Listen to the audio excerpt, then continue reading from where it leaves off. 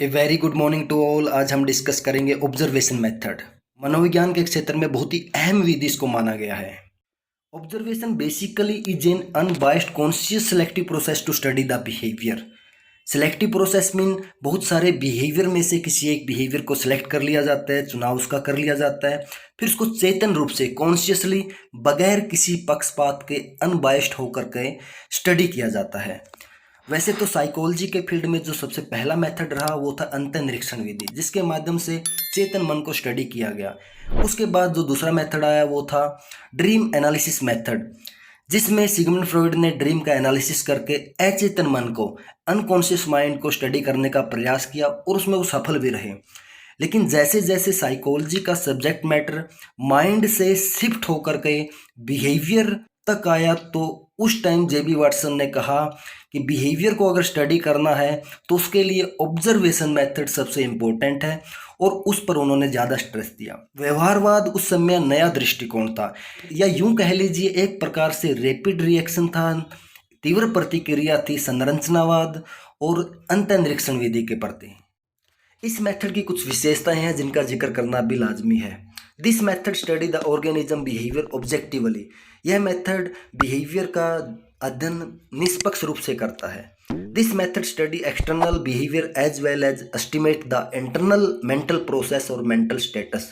यानी कि बाह्य व्यवहार का अध्ययन और निरीक्षण करने के बाद इस मेथड के माध्यम से व्यक्ति की इंटरनल मेंटल प्रोसेस यानी कि उसकी मनस्थिति क्या है उसके बारे में भी अनुमान लगाया जाता है।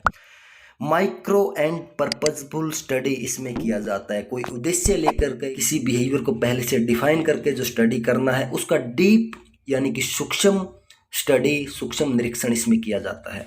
This method study the relationship among the study variable. जो भी वेरिएबल स्टडी के लिए इसमें लिए जाते हैं उनके बीच में रिलेशनशिप को स्टडी करना इस मेथड का मेन पर्पज रहता है। ऑब्जेक्टिव ऑब्जर्वेशन की एक प्रोसेस रहती है, एक प्रक्रिया रहती है जिसमें 4 स्टेप है। First step pre defined objective और बिहेवियर। पहले से पूर्व निर्धारित एक उद्देश्य यानी कि एक बिहेवियर होता है जिसको अध्ययन किया जाएगा। सेकंड स्टेप में इंफॉर्मेशन सिस्टमेटिकली रिकॉर्ड। उस बिहेवियर से रिलेटेड इंफॉर्मेशन को रिकॉर्ड कर लिया जाता है, उस डेटा को कलेक्ट कर लिया जाता है। और उसके बाद तीसरे स्टेप में appropriate analysis of recorded information. जो रिकॉर्ड की हुई इन्फॉर्मेशन है उसको विश्लेषित किया जाता है, एप्रोप्रिएट स्टेट उसके लिए लगाया जाता है। उसके बाद फोर्थ जो स्टेप रहता है वो है इंटरप्रिटेशन ऑफ द रिजल्ट्स। जो भी परिणाम आते हैं उनका व्याख्या फिर किया जाता है, कौन सा बिहेवियर किस प्रकार से किस व्यक्ति, किस घटना, किस परिस्थिति के साथ रिलेट करता है। टाइप्स ऑफ ऑब्जर्वेशन, 3 मुख्य टाइप्स इसके रहते हैं। Participants observation, non participants observation और नेचुरलिस्टिक ऑब्जर्वेशन। पार्टिसिपेंट्स ऑब्जर्वेशन, इसमें जो भी साइकोलॉजिस्ट होता है, जिस भी व्यक्ति या ग्रुप के व्यवहार का वो अध्ययन करना चाहता है उसी ग्रुप में वो पार्टिसिपेट कर लेता है। फॉर एग्जाम्पल, कोई साइकोलॉजिस्ट किसी कंपनी के एम्प्लॉय के बिहेवियर को स्टडी करना चाहता है तो उस कंपनी में वो एज ए एम्प्लॉय वहाँ पर इनरोल होकर के उनके बीच में रह करके उनकी जानकारी के बगैर उन सब के बारे में जानकारी वो कलेक्ट कर सकता है, उनके बिहेवियर को स्टडी कर सकता है। दूसरा है non participants observation.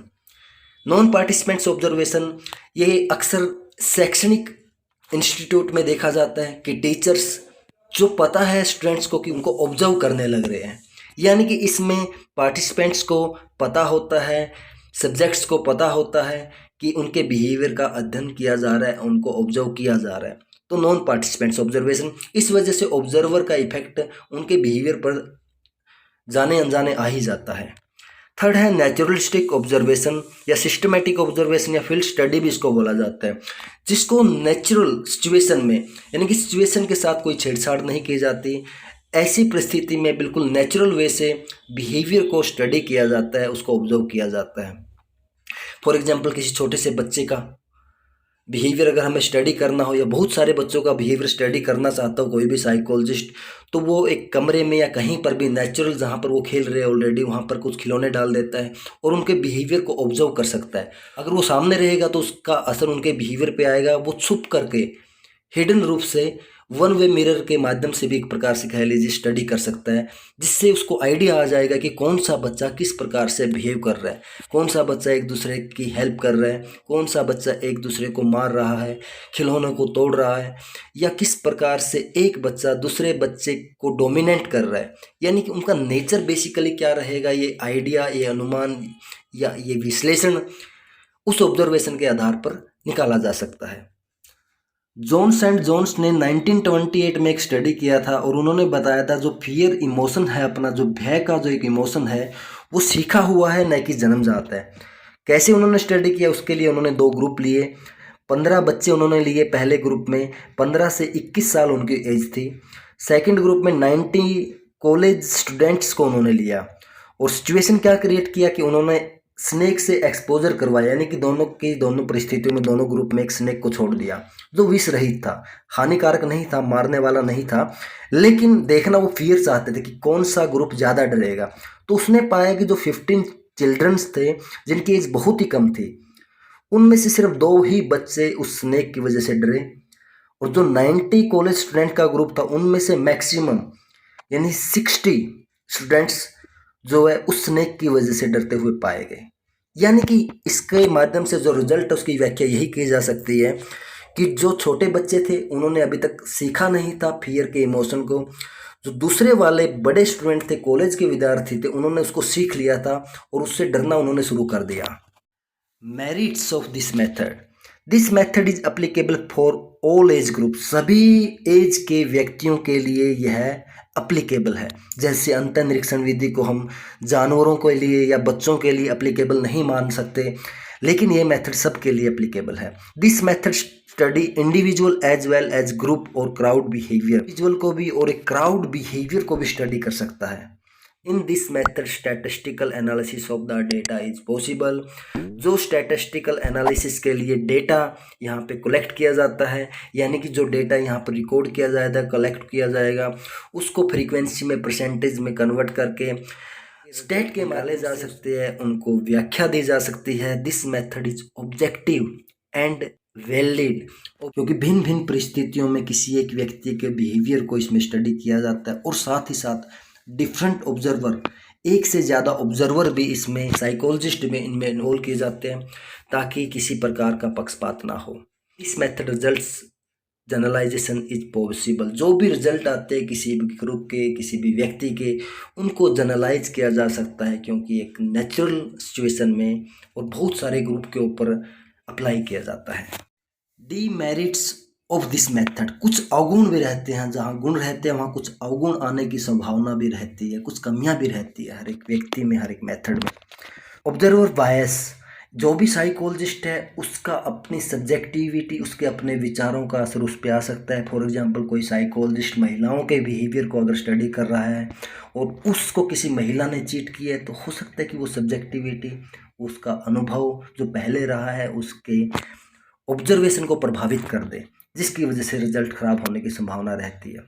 Observer effect, जैसे हम नॉन पार्टिसिपेंट्स ऑब्जर्वेशन की बात करकर पता चल जाए सब्जेक्ट्स को कि कोई ना कोई उनको ऑब्जर्व कर रहा है, तो इससे उनके बिहेवियर के ऊपर प्रभाव आता है, इसको बोलते हैं ऑब्जर्वर इफेक्ट।